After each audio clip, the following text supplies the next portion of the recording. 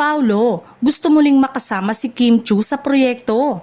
Matapos ang matagumpay na pinag-usapang serye na The Alibay, patuloy na umiingay ang pangalan ni Paulo Avellino at Kim Chiu sa mundo ng showbiz. Bukod sa husay nila sa pagganap, hindi rin maikakaila ang matinding chemistry na tumatak sa mga manonood.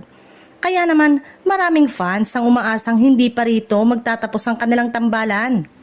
Kahapon sa live DC para sa mga Kim Pao fans, lumalabas na bukas si Paulo Avellino sa posibilidad na makatrabaho muli si Kim Chiu sa isang pinakabagong proyekto.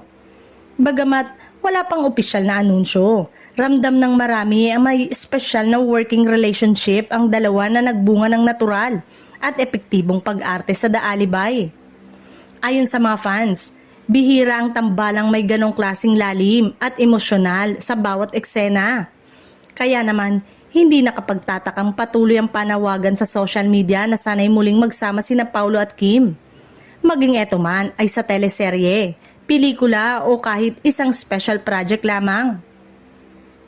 Sa ngayon, nananatiling bukas ang tanong kung sino ang makakatambal ni Paulo sa mga susunod niyang proyekto.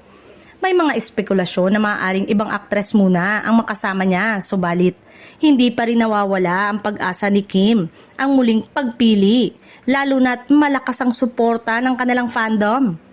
Habang hinihintay ang opisyal na kumpirmasyon, isang bagay ang malinaw, ang tambalang Kim Chiu at Paulo Avellino ay isa sa mga kombinasyong patuloy na hinahanap-hanap ng publiko.